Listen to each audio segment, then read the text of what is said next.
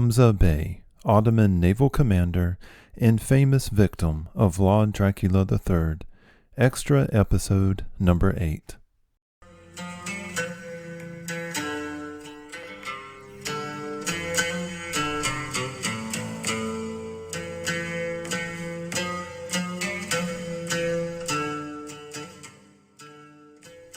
Thank you for stopping by. I am Frank, your host.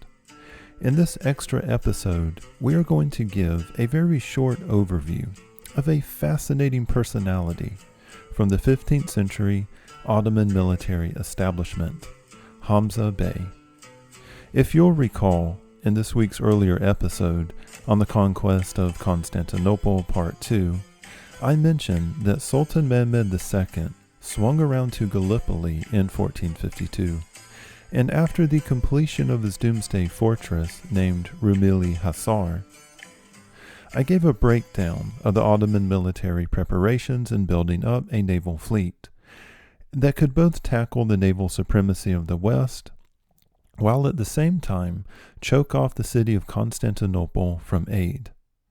This would be a tall order, given that the Ottomans' last attempt to build up a navy had ended in disaster and defeat in the year 1416, which, if you head on over to episode 17 in this podcast, you can learn some more details. I said in part 2 on the conquest of Constantinople that Hamza Bey had been elevated to the rank of Grand Admiral of the entire Ottoman Navy. However, after researching part 3, I realized that I could have been incorrect. And I would like to preface this, could have been incorrect. To be honest with you guys, the source material is a little bit scant to say the least, especially on a personality such as Hamza Bey. Western sources like the Venetians, well, they claim that he was of Albanian origin. In Greek sources, they pin him as coming from an old Anatolian family of Turkish descent. They even have a wild backstory that had his brother being executed by the Bey of Yernyadi, which was a small Turkish emirate that was nominally under the control of the Ottomans in the 1420s. And Hamza was spared because the Bey took pity because he was so young. But as they say about a good deed never going unpunished, the Greek story goes that Hamza Bey came back decades later to exact revenge against the Bey during Murad II's campaign, and he ended up putting to death every member of the Bey's family. Yikes. So I'm not sure which story to believe, but he does have something of a legend built up around him. For one, he left his memory forever imprinted on the minds of history buffs, as it was he who helped to orchestrate the overland transport of Ottoman naval vessels, meant to circumvent the chain which blocked the entrance to the harbor of Constantinople. There is a really cool mosque built in his honor in the city of Thessalonica, due to his participation in the city's fall to the Ottomans in the early 1430s.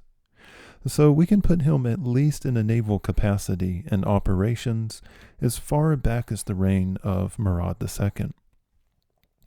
Perhaps his enshrining in oddball military history buffs will be forever solidified by the actor Ferdinand Kingsley's portrayal of the Good Bey in a totally freaking cool movie called Dracula Untold.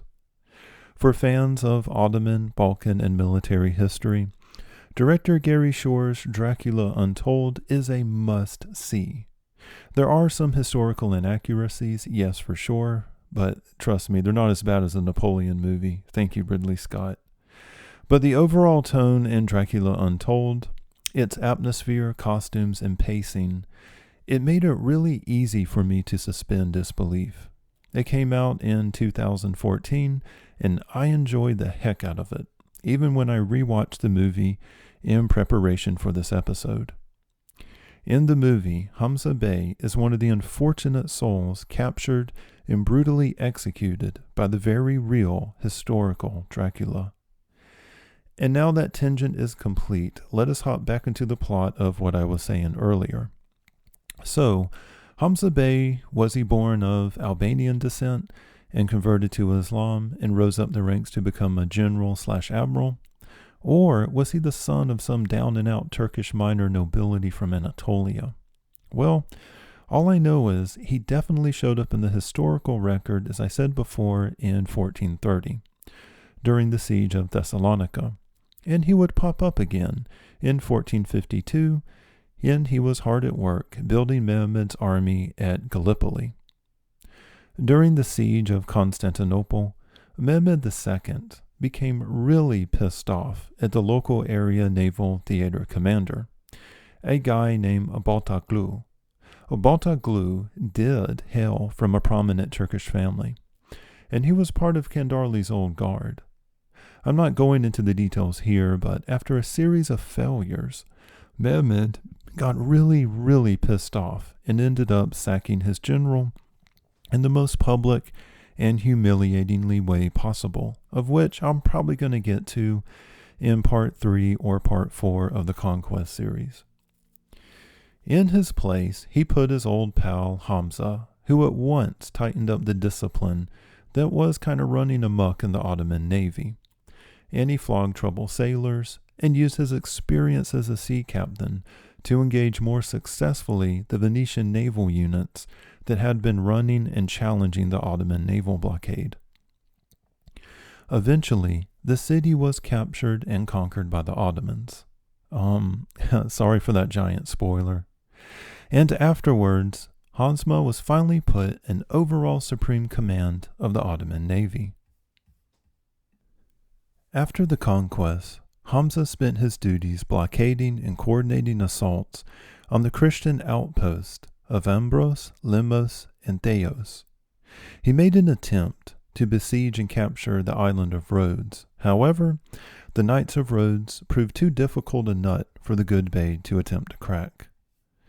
In 1457, or maybe it was 1458, I don't really know, Hamza Bey was put in charge of the city of Nicopolis, where he was ordered to pacify the surrounding region and clear it of rebels, Christian strongholds, and generally to help usher in the Ottoman New World Order. The final end of Hamza Bey wouldn't happen at sea, however. In faraway Wallachia, deep in the fortress located in Turgoviste, the world's favorite vampire, Vlad Dracula III, executed several embassies from the court of Sultan Mehmed. This happened around 1459. I'm not going to dig into the deets here, but I promise to in the extra series I'm doing on Dracula, as well as the show's main narrative. But let's just leave it that Mehmed was super, and I mean really flowing red-hot angry.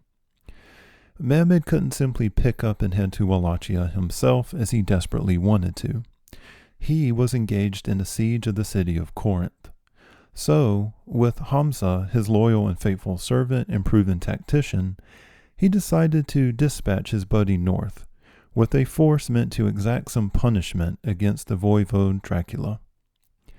In hindsight, I'm not sure about the wisdom of sending Hamza Bey north on this mission. For most of his life, although he had seen and led land armies, his experience as a battlefield commander was limited. Most of his experience came from the sea and organizing sea lines of communication and supply. Vlad Dracula III, on the other hand, was a devilishly cunning tactician, and he also possessed advanced intelligence that let him know that Mehmed was sending the Bey north. So, Dracula decided to lay an ambush for him. The account seemed to indicate also, and this is pretty confusing, that Hamza Bey thought the mission was both a military and diplomatic effort. As such, while on the march up to Wallachia, and even when he got into Dracula's territory, he kept his ranks close, and he didn't bother sending out screening units ahead of his main body of troops. However, this ill discipline and poor tactics would catch up with Bey, because somewhere in the dark forest of Wallachia, while on his way up to Turgoviste, the Bey was ambushed by enemy forces led by Dracula himself. Hamza was captured, or allowed himself to be captured instead of fleeing. Again, it looks like Hamza thought diplomacy might carry the day. Dracula had him bound, tortured throughout the night, and the next day brutally impaled Hamza alive, and I might add, along with the rest of his men.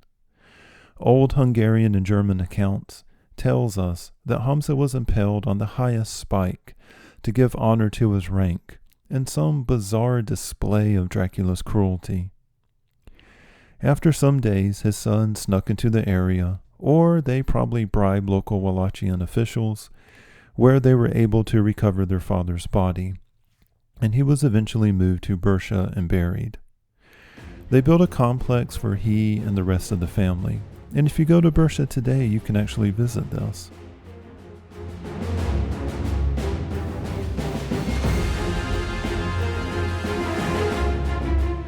I hope you've enjoyed this extra special, because I sure did. I find it amazing how these extras that I did on Hunyadi, Dracula, and Hamza are all seeming to correlate to Mehmed's reign and are fitting very nicely into the show's narrative flow. Thanks, and I hope you'll stop by next time.